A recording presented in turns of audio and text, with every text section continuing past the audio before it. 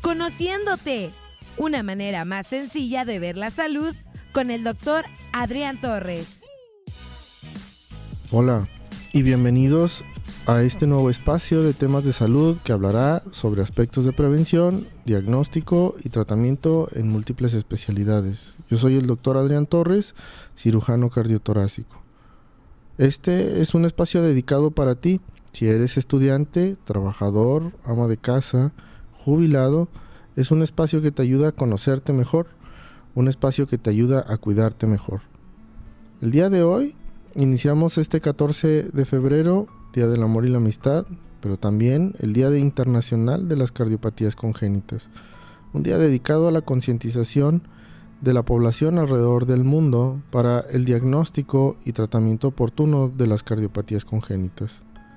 Un día que lleva más de 20 años celebrándose y fue creado por familiares y pacientes con cardiopatías congénitas. Pero, ¿qué son las cardiopatías congénitas? Estas son alteraciones en la formación del corazón durante el desarrollo del ser humano en la etapa de gestación. Estas son las alteraciones congénitas más frecuentes y son las que tienen una mayor variación en su presentación. Por eso, hoy invitamos a 3 colegas especialistas en cardiología pediátrica. La doctora Olidia Cruz, cardióloga pediatra y ecocardiografista, egresada del Instituto Nacional de Cardiología Ignacio Chávez. El doctor Carlos Gutiérrez, cardiólogo pediatra y ecocardiografista, egresado del Instituto Nacional de Pediatría y del Instituto Nacional de Cardiología Ignacio Chávez. La doctora Jessica Albarrán, cardióloga, egresada del Centro Médico Nacional La Raza. Y nos van a hablar sobre los aspectos más importantes en la detección de las cardiopatías congénitas en 3 puntos importantes, que son la ecocardiografía fetal, el tamiz cardíaco, soplo cardíaco. Doctora Olidia, bienvenida.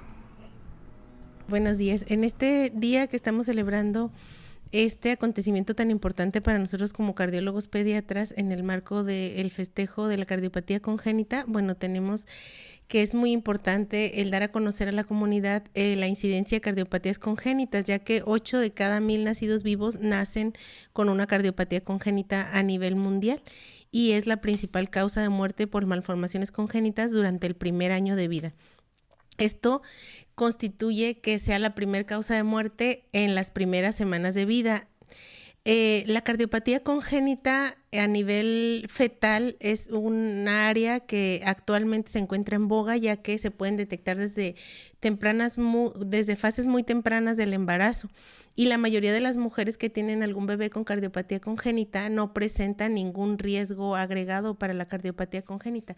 Es por ello que 90% de estas pacientes no tienen antecedentes que sean relacionados con cardiopatía cardíaca. También otro punto muy importante considero es el carácter evolutivo de las cardiopatías congénitas, ya que estas se van desarrollando a lo largo de la gestación y el tener un diagnóstico prenatal adecuado es indispensable para darle un mejor pronóstico y un mejor tratamiento a estos bebitos. Algunos de los riesgos maternos que se han relacionado con pacientes con cardiopatía congénita, pues es la diabetes mellitus, la fenilcetonuria, la obesidad, la exposición a teratógenos como el alcohol, los fármacos, la fiebre, las colagenopatías como el lupus eritematoso sistémico y algunas enfermedades reumatológicas. Y dentro de los factores familiares influye el tener un hijo previo con alguna cardiopatía congénita o que alguno de los padres sea portador de cardiopatía congénita. Dentro de los riesgos fetales contamos con pacientes que pueden tener ningún riesgo de cardiopatía congénita, pero que en su primer ecocardiograma a las 11 o 14 semanas se ve una transluminiscencia nucal aumentada, es decir, que tienen un espacio aumentado entre la nuca. Esto es un punto que al ginecólogo le hace pensar o le puede hacer saber que el paciente pueda tener alguna cardiopatía congénita. El hecho de que tengan alguna malformación extracardíaca, alguna malformación agregada a otro órgano, el hecho de que tengan alteraciones cromosómicas o que tengan mucho líquido o hidrops fetal o que tengan alguna infección durante el embarazo como toxoplasma, varicela, rubiola. El hecho de que tengan mucho líquido amniótico o polidramnios, o que sea una gestación múltiple, o que sean productos de terapias hormonales. También el hecho de que cuenten con alguna arritmia cardíaca. La cardiopatía puede ser evolutiva, entonces se tiene que revisar al paciente que tenga factores de riesgo aumentado o aquel paciente que se ha detectado con alguna alteración no cardíaca, pero que puede sospechar la presencia de alguna cardiopatía congénita. Entonces existen actualmente 3 tipos de ecocardiograma fetal. El screening de cardiopatías congénitas se realiza entre las 13 y las 16 semanas de gestación. Y cuando sale positivo alguna cardiopatía congénita, es necesario hacer una ecocardiografía fetal anatómica alrededor de las 20 a las 22 semanas de gestación. Si el paciente no tiene ningún problema, pues entonces se le cita nuevamente en el tercer trimestre para hacer una valoración de la función cardíaca previo al nacimiento. Este es un estudio más profundo que el estudio que realiza el ginecólogo, puesto que está solamente ubicado hacia el corazón fetal. Implica 5 planos en donde podemos observar las principales malformaciones congénitas que ponen en riesgo la vida del bebé. Es decir, no se detectan todas las cardiopatías congénitas, pero sí las más importantes para poder tener un equipo multidisciplinario adecuado para recibir al bebé en las mejores condiciones posibles. Las principales malformaciones congénitas que vamos a detectar que implican riesgo de perder la vida al momento del nacimiento de los bebés es la atresia pulmonar, que significa que la válvula pulmonar está sin flujo, la presencia de un ventrículo único, la presencia de una coartación de la aorta, la presencia de los vasos transpuestos o que las arterias salen al revés del corazón, la tetralogía de Fallot, el ventrículo izquierdo hipoplásico, el canal atrioventricular y bueno, ya en menor frecuencia la comunicación interventricular. No todas las malformaciones congénitas pueden verse en el útero porque algunas dependen mucho de la circulación fetal, entonces no son valoradas dentro del útero o algunas estructuras son normales dentro del útero y una vez que nacen pueden considerarse el postnatal cardiopatía, siendo que era algo fisiológico como el conducto arterioso o el foramen oval. Entonces, la ecocardiografía fetal es muy importante para determinar en dónde va a nacer el bebé y que el equipo esté preparado para recibirlo, que se cuente con los medicamentos, con el cirujano, con todo un equipo que pueda ser capaz de resolver el producto en cuanto nace y darle el soporte que ese corazoncito requiere. ¿Qué tan frecuente se hace ahorita ya el eco fetal aquí en Juárez? En Ciudad Juárez sí estamos teniendo un incremento en la realización de ecocardiografía fetal de la mano con los médicos materno-fetales. Ellos realizan el tamizaje inicial, que es el screening de las cardiopatías congénitas, y cuando detectan que hay alguna alteración cardíaca, lo derivan con el cardiólogo pediatra para que éste haga un estudio extendido de las cardiopatías congénitas. Afortunadamente ha ido incrementando el número de pacientes que se detectan previos y que pueden nacer en algún lugar donde se les puedan ofrecer tratamientos o incluso se puede dar tratamiento cuando el paciente tiene alguna arritmia in útero.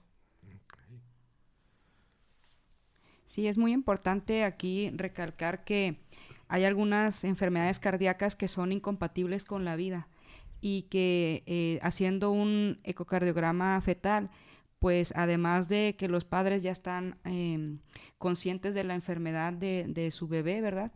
En algunas ocasiones también es posible pues determinar la interrupción del embarazo si es que así lo desean.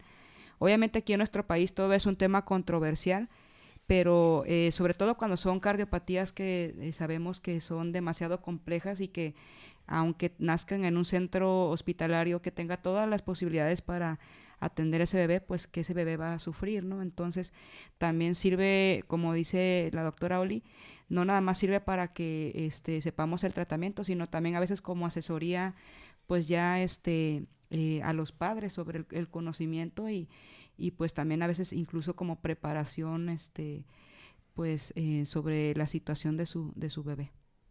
Entonces, se hace o se aborda la paciente inicialmente y cuántas veces se le da seguimiento en el enfoque al corazón. Se le debe dar 3 veces seguimiento si es que hay alguna alteración cardiovascular. Si la paciente no tiene factores de riesgo y no tiene ninguna alteración que nos implique cardiopatía congénita, se revisa entre las 20 y las 30 semanas, siendo el único estudio. Pero si existe alguna alteración, se debe de realizar el screening, luego el de abordaje anatómico entre las 20 y las 30 semanas y a las 35 el funcional, para ver cómo está el conducto arterioso, que es una estructura normal en la vida fetal, pero que tiene que tener flujos y tiene que ser lo suficiente como para poderlo cerrar, incluso hasta podría ser indicación de alguna cesárea si estuviera restrictivo y evitar la presencia de una muerte fetal temprana. Okay. En nuestro país hay algunos hospitales que incluso ya están manejando terapia intrauterina. No son muchos los centros que lo están haciendo, pero ya hay algunos pues médicos maternos fetales, ¿verdad? Intervencionistas que ya se han ido a capacitar a otros países que han realizado procedimientos exitosos intrauterinos cuando se les detecta por medio del eco fetal alguna malformación, entonces se les puede hacer ya el tratamiento dentro del útero de la madre, ¿verdad? Entonces eso también es algo que está apenas iniciando hace algunos años en nuestro país, que esperemos que poco a poco vaya aumentando. Y bueno, con respecto al ecocardiograma fetal, a mí me gustaría dar un mensaje en concreto, porque muchas personas de las que nos están escuchando se pueden hacer la pregunta de ¿me lo tengo que hacer? ¿Quién se lo debe de hacer? Y como platica la doctora Oli, existen factores de riesgo propios del bebé, factores de riesgo fetales, existen factores de riesgo propios de la madre, que son los maternos, y existen factores de riesgo familiares. Entonces, supongamos que en un mundo ideal yo pudiera tamizar. ¿A qué me refiero con tamizar? Con hacer un ultrasonido prenatal enfocado al corazón a todas las personas que tienen algún tipo de factor de riesgo, ya sea materno, ya sea fetal o familiar, para detectar algún tipo de enfermedad del corazón en el bebé. Entonces, en un mundo ideal donde yo pudiera tamizar a todas estas personas, quisiera dar el mensaje que, a pesar de esto, la gran mayoría de los niños que nacen con una enfermedad del corazón son pacientes sin factores de riesgo. Entonces, desde mi punto de vista, ¿qué pacientes o qué familias o qué mamás se deberían hacer un ultrasonido fetal enfocado a detectar una enfermedad del corazón? Pues toda mujer embarazada debe de tener un ultrasonido fetal enfocado a detectar una enfermedad del corazón. Creo que eso es algo muy importante, y no es que el materno fetal, que es alguien con un perfil en ginecología, sea su ultrasonido mejor que el del cardiólogo pediatra, ni el ultrasonido del cardiólogo pediatra va a ser mejor que el del materno fetal. Tenemos que entender que ambos estudios son buenos y se complementan entre sí. Ninguno es mejor que otro y toda mamá embarazada debería tener ambos estudios. Excelente. Así es muy importante el trabajo en equipo, y el hacer equipo con los ginecólogos es algo que nos da la oportunidad de poder detectar estos pacientes, puesto que ellos son los primeros que tienen contacto con las pacientes embarazadas, y cada vez más los ginecólogos están teniendo en sus guías de revisión de ultrasonido mayores cortes ecocardiográficos para poder detectar alguna alteración y poderlos derivar en tiempo y forma adecuado con el especialista. Es muy, muy complicado para uno como papá, ¿no? Recibir la noticia de que tu bebé ya viene con un problema, ¿no? Entonces, es muy frecuente la pregunta que ¿por qué tiene esa malformación? Así es, la mayoría de las pacientes que tienen algún problema cardiovascular pues quieren buscar alguna causa de esto. Desafortunadamente es muy poco probable que tengamos la causa de la cardiopatía congénita, porque la mayoría de ellas tienen múltiples factores, es multifactorial, entonces no existe una causa específica para poder determinar por qué el bebé tiene alguna alteración cardiovascular. Sin embargo, al ser el primer órgano que se forma y ser un órgano que a la 4ª semana de gestación ya está funcionando y anatómicamente formado, pues es el órgano que mayor probabilidad tiene de tener alguna alteración. Por eso es que es el órgano con más malformaciones congénitas. Ok. Y bueno, ya una vez que nace el bebé, hay un protocolo para poder descartar a cualquier anormalidad en ese bebé, ¿no? Alguna malformación. Respecto a lo cardíaco, ¿cómo se maneja esto? Sí, bueno, como lo mencionaron los compañeros, ¿verdad? Hay muchos factores que pueden influenciar en que un niño presente una enfermedad cardíaca, y la gran mayoría pues no va a tener ningún riesgo. Entonces ahí es cuando entra el tamiz. El tamiz esa es una prueba que se realiza a la población en general. Se realiza como una manera de prevenir un diagnóstico a edad temprana, o sea, es decir, detectar la enfermedad lo más tempranamente posible. Se hace en toda la población sana.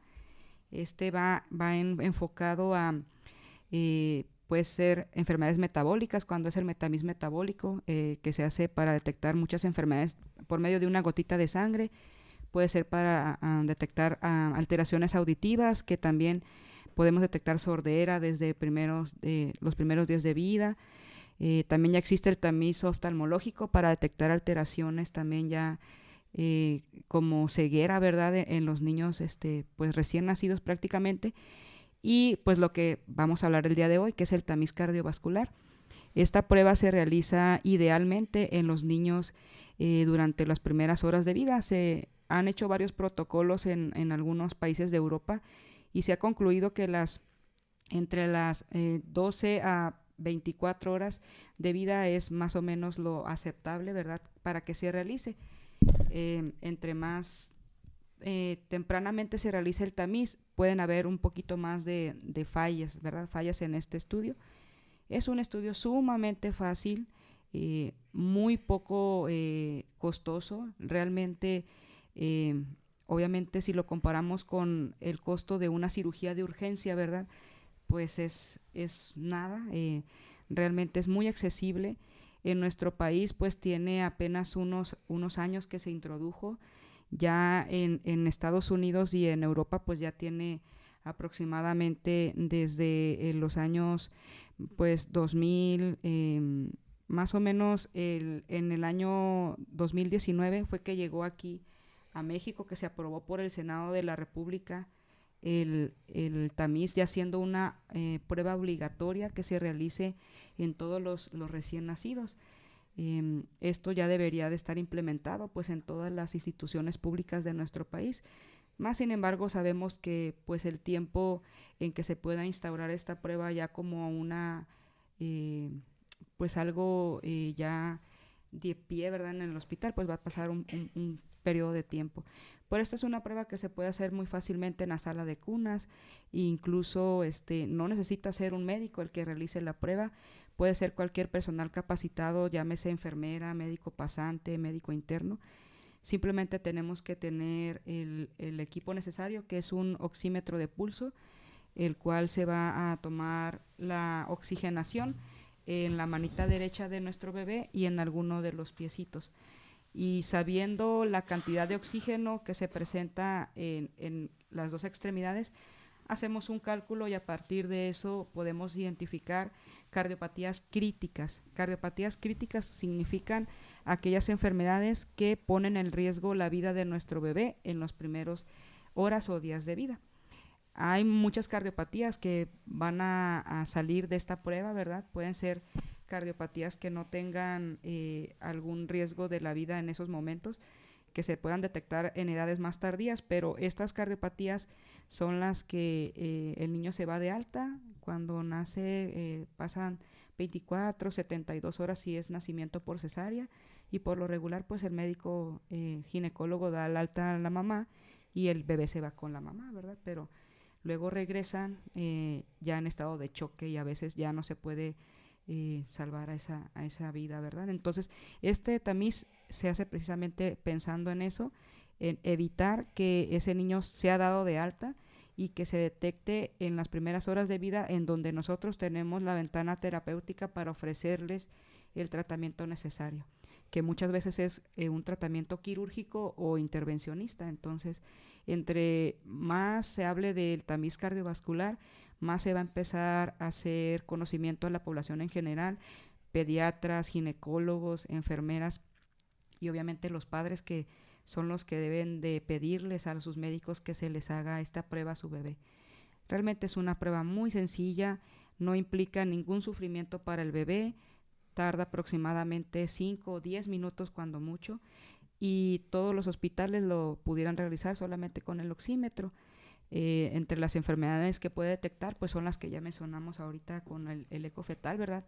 Ventrículo único, coartación aórtica crítica, atresia pulmonar, etcétera. Son enfermedades realmente que, si se detectan a tiempo, pueden tener una calidad de vida mucho mejor, o incluso una calidad de vida muy parecida a la de un niño normal, que en algunas ocasiones, si no se detecta a tiempo, el niño pues muere, ¿verdad? Fallece. ¿Y hay un riesgo que una vez realizando el estudio el niño tenga una cardiopatía y el estudio salga negativo?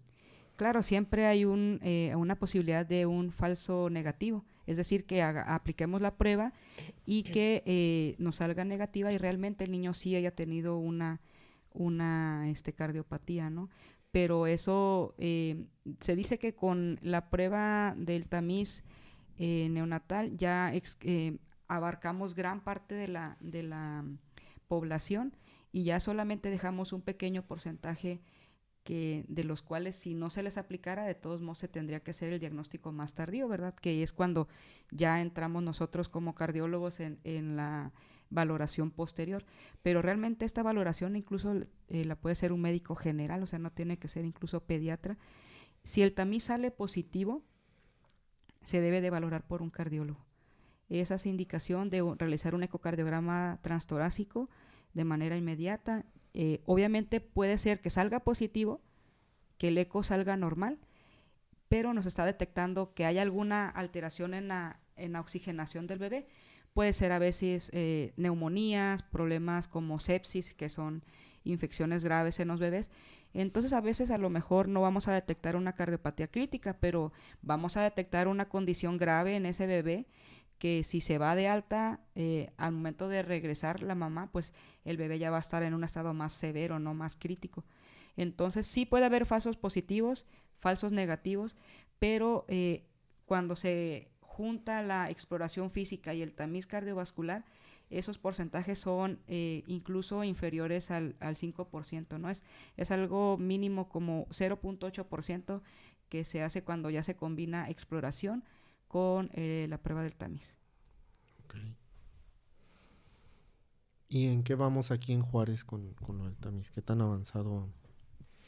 Aquí en Ciudad Juárez, el FEMAP tiene instalado el tamiz cardiológico. Incluso ahora en pandemia se hizo una modificación al protocolo que existe a nivel mundial, puesto que las mamás permanecían solamente 8 horas después del parto, y se recomienda que se haga hasta las 24 horas. Entonces se estuvo haciendo un tamizaje temprano de estas mamás que se iban de alta, y bueno, se vio que sí es factible el realizarlo de manera temprana y poder obtener algunas cardiopatías congénitas críticas. Hay algunos hospitales privados que tienen el tamizaje también ya instaurado, pero que desafortunadamente se les ofrece el paquete a las madres y ellas son las que eligen si hacer o no hacer el tamiz cardiovascular, y como esto incrementa un poco el costo y se desconoce la utilidad del tamiz cardíaco, pues muchas optan por no acceder a realizar el tamiz cardiológico.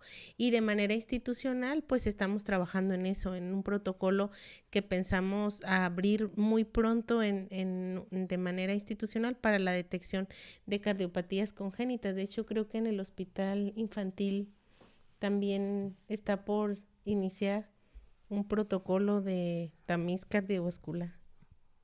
Ok. Y bueno, entonces ya nace el bebé, vamos a decir, Pues a lo mejor todas estas pruebas salieron negativas, el eco fetal normal, el tamiz normal.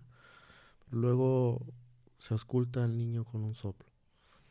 Ok. ¿Cómo se aborda a un paciente que se identifica un soplo? Es muy común que en la consulta lleguen los padres y con el cardiólogo pediatra y le comenten que vengo a la consulta porque le escucharon un soplo a mi bebé en el corazón. Y también es muy común que les preguntas, ¿usted sabe qué es un soplo? Y te dicen, no. Entonces, creo que vamos a aterrizar desde el principio qué es un soplo, para después hablar un poco más a detalle de todo lo que esto involucra. Pero todos tenemos o concebimos, cuando revisan a cualquier bebé, cuando hace un médico una exploración física, los médicos pueden ver a través de la inspección, pueden palpar a través de la palpación, y así distintas cuestiones con las que se pueden ayudar a través de la exploración física. Entonces, la forma de escuchar el corazón es con el clásico estetoscopio que todo el mundo conoce y ponerlo sobre el corazón. Entonces, cuando un médico escucha un corazón a través del estetoscopio, lo normal es que nosotros escuchemos los latidos como tum, ta, tum, ta, tum, ta. Y eso es lo normal. Entonces, cuando hablamos de un soplo, lo que queremos decir es que por medio de la exploración física, cuando escuchamos un corazón, a veces escuchamos algo que se llama, o que suena más o menos así, como tum, tss, ta, tum, tss, ta. Como si una persona muy pequeñita soplara dentro del corazón. Obviamente no hay ninguna persona pequeñita allá adentro soplando. Pero, ¿qué quiero aterrizar con esto? La presencia de un soplo significa que un médico está escuchando un ruido normal en el corazón, y a partir de eso nosotros queremos saber qué está ocasionando ese ruido. Entonces el soplo es un ruido anormal en el corazón que nos puede dar muchas pistas. Hay tipos de soplos, ¿no? Hay tipos de ruidos en el corazón. Tenemos unos soplos que son los soplos que nos orientan a las enfermedades del corazón, aquella enfermedad que va a necesitar un cateterismo, que va a necesitar una cirugía. Son los soplos orgánicos o de enfermedades del corazón, pero no todos los soplos son así. También tenemos soplos que les decimos funcionales, porque depende de la función del cuerpo cómo se encuentre. Por ejemplo, un paciente con fiebre, lo llevan al doctor y le escuchan el corazón. Habitualmente en la fiebre se nos acelera el corazón, ¿no? Incrementa la frecuencia cardíaca, y este incremento de la frecuencia cardíaca, cuando se nos eleva la temperatura por alguna enfermedad, puede ocasionar ruidos en el corazón, puede ocasionar soplos. Aquí yo les hago la pregunta, ¿debemos de tratar el corazón o debemos de tratar la fiebre?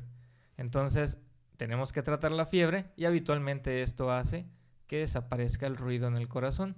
Otros ejemplos de soplos funcionales pueden ser, por ejemplo, estados como la anemia. Podemos decir que la sangre está muy diluida, se acelera y hace que se escuchen ruidos en el corazón, soplos. Tenemos que tratar la anemia en el corazón.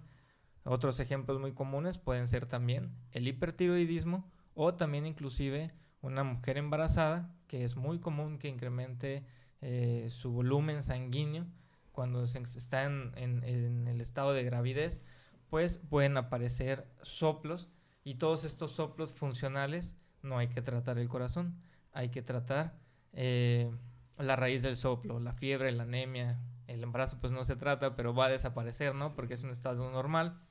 Y el motivo es explicar y darle tranquilidad a los papás de que todo está bien y que no se preocupen. Y tenemos por último un tercer tipo de soplo, que va a ser un soplo que es el más común en la edad pediátrica, y como su nombre lo dice, es un soplo inocente. Entonces, el soplo inocente es generalmente, y en todos los casos, un soplo benigno, noble, transitorio, que podemos decir prácticamente que es por el crecimiento de los niños y no amerita cirugía y se trata de un niño sano. Pero, obviamente, toda esta arte de individualizar a qué tipo de soplo pertenece el de tu bebé, pues lo tiene que hacer la persona experta, que es el cardiólogo pediatra. Es muy mal que les digan, sin revisar a los niños adecuadamente, principalmente un cardiólogo pediatra, que les digan que se les va a quitar solo. Todo soplo debe ser explorado por un cardiólogo pediatra. De eso no debe haber duda. Entonces, ya que sabemos que un soplo es un ruido en el corazón, como si alguien soplara adentro, que es un ruido normal, que hay tipos de soplos que corresponden a algunas enfermedades del corazón, otros que son funcionales u otros que son inocentes, pues entonces el cardiólogo pediatra, principalmente con la exploración física, se ayuda mucho, pero debe de completar o integrar toda una evaluación con algunos estudios de gabinete. Habitualmente, una revisión de un bebé completa y bien hecha va a involucrar exploración física, una radiografía de tórax, un electrocardiograma y la gran mayoría de las veces un ultrasonido de corazón. A veces les digo a algunos pacientes, tan importante es demostrar que algo está mal. Entonces el electrocardiograma va a estar alterado, la radiografía va a estar alterada, el ultrasonido de corazón va a estar alterado. Como tan importante es saber que todo está bien y dar toda la garantía. Entonces tu electrocardiograma va a estar normal, tu radiografía va a estar normal y tu ultrasonido del corazón va a ser un ultrasonido de un corazón normal. Entonces, si nos vamos ya a la definición de qué es un soplo, pues un soplo cardíaco es un fenómeno acústico, es un ruido, y que se produce por la conversión de un flujo laminar en un flujo turbulento. ¿Qué es esto? Que la sangre habitualmente avanza sin ningún problema y se crea este sonido pues cuando se genera una turbulencia de sangre en el corazón. ¿Y qué está ocasionando esta turbulencia en la sangre? Pues generalmente alguna alteración en la estructura del corazón. Finalmente quisiera ir cerrando con la diferencia de una enfermedad del corazón en el recién nacido contra la diferencia de una enfermedad del corazón en el adulto. Cuando hablamos de una enfermedad del corazón en el recién nacido, o por su nombre cardiopatía congénita, estamos hablando de un ser nuevo, viene salido de la fábrica. En teoría, todo está bien. Lo que generalmente vamos a encontrar en un corazón alterado es una alteración en su estructura. Algo no se formó bien, una pared falta, hay alguna comunicación o algo no está conectado como debiera estar conectado. A diferencia de una enfermedad del corazón del adulto. Generalmente el adulto crece, nunca le escuchan un soplo, nunca detectan o sospechan una enfermedad del corazón. Va todo normal. Es una persona sana y con el paso del tiempo, por su estilo de vida, digámosle tabaquismo, alcoholismo, sedentarismo, obesidad, aterosclerosis, por su estilo de vida, ese corazón adquiere una enfermedad. Por eso le dicen que tiene una enfermedad adquirida o una cardiopatía adquirida, generalmente del tipo isquémico, ¿no? Que son las que llevan a los infartos. Entonces, esa es una diferencia importante entre las cardiopatías congénitas, que generalmente son alteraciones en la estructura del corazón, y las cardiopatías de los adultos, que generalmente es de origen isquémico. Bueno, entonces estas alteraciones en la estructura pueden originar soplos.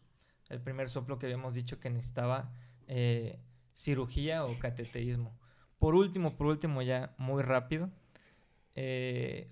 quisiera aclarar que no todos los niños que nacen se les escucha un soplo. Es habitual que en la consulta muchas mamás lleguen, me lo revisaron, me dijeron que todo estaba bien y me dieron de alta y ahora me dicen que tiene algo en el corazón y que se les escucha un ruido, que se les escucha un soplo.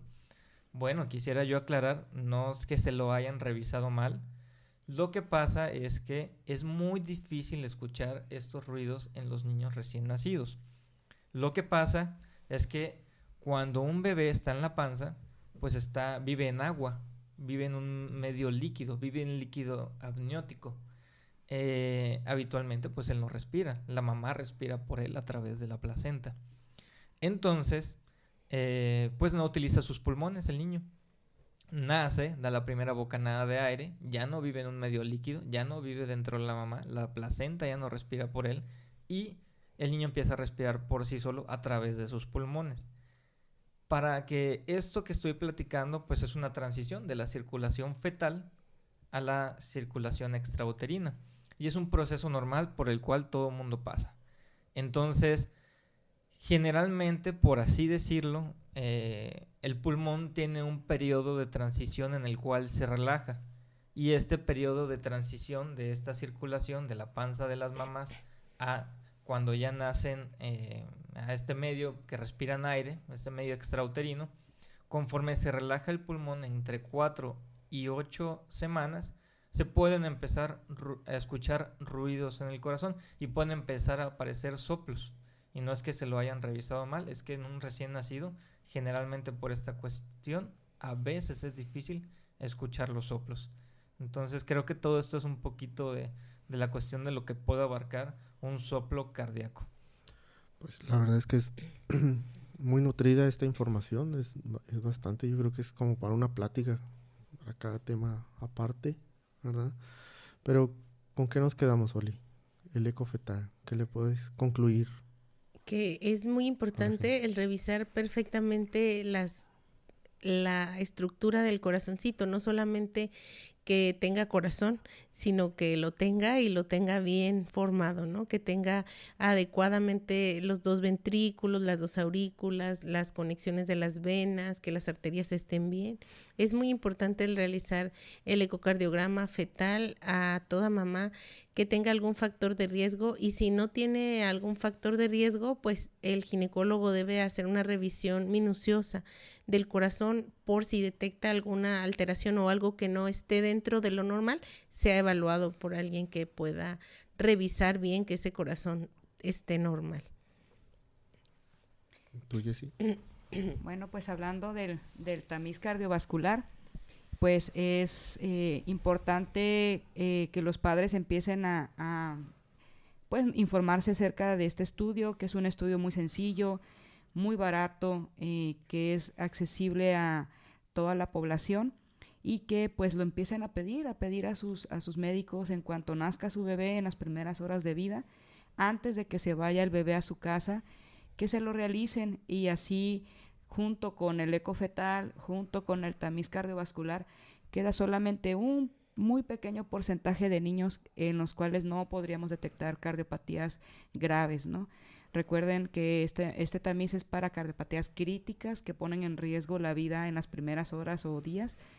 Sin embargo, como ya lo platicó el doctor Gutiérrez, posteriormente se pueden encontrar, a pesar de que haya salido el tamiz negativo, se pueden encontrar soplos que esto nos indican cardiopatías que a lo mejor no eran críticas en los primeros días, pero que también pueden ser graves, pueden ser complejas, y que también van a requerir un tratamiento y seguimiento por el cardiólogo pediatra.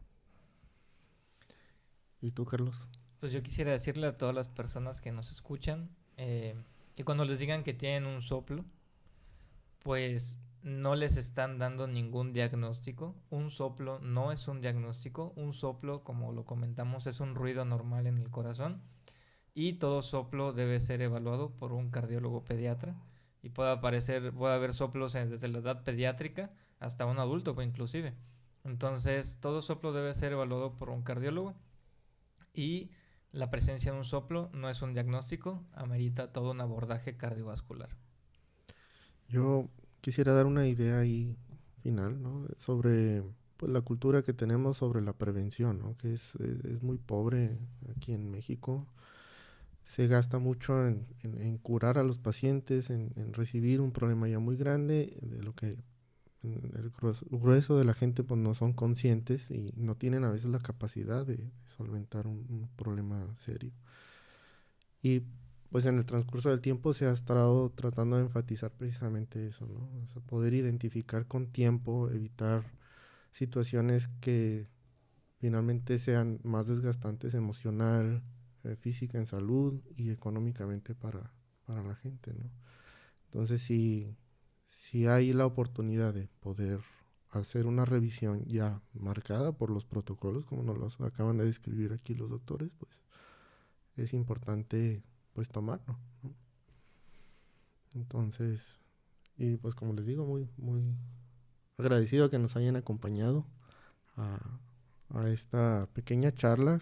Yo creo que eventualmente se va a desglosar esto en un poco más de temas para informarle a la gente e invitarlos a que nos hagan preguntas, porque en el siguiente tema pues se van a tratar de responder pues en la mayoría, ¿no? Y vamos a dejar los medios de contacto de cada uno de ellos para que puedan identificar dónde se encuentran y dónde pueden, en un dado caso, sacar una consulta, ¿verdad? Sí, muchas gracias, doctor Adrián Torres. Te agradecemos por esta invitación y esperamos que pues sea esta información de utilidad para toda la comunidad fronteriza, ¿no? No nada más aquí en Ciudad Juárez, sino también que sabemos que nos escuchan en El Paso. Y pues bueno, muchas gracias por tu invitación. Gracias, y que el día de hoy festejemos no solo el Día del Amor y la Amistad, sino el Día de la detección oportuna de las cardiopatías congénitas. Así es. Okay. Muchísimas gracias, doctor Adrián, por la invitación. Es un placer. Y en el siguiente capítulo Hablaremos de el Día Internacional contra el Cáncer Infantil, con nuestra invitada, la doctora Elvia Mayorga, oncóloga pediatra. Si te gustó, compártelo. Si tienes alguna sugerencia, envíanos un mail. conocete@cardiologiaintegraljrz.com. Visítanos en nuestras redes sociales @cardiologiaintegraljrz. Gracias. Hasta la próxima.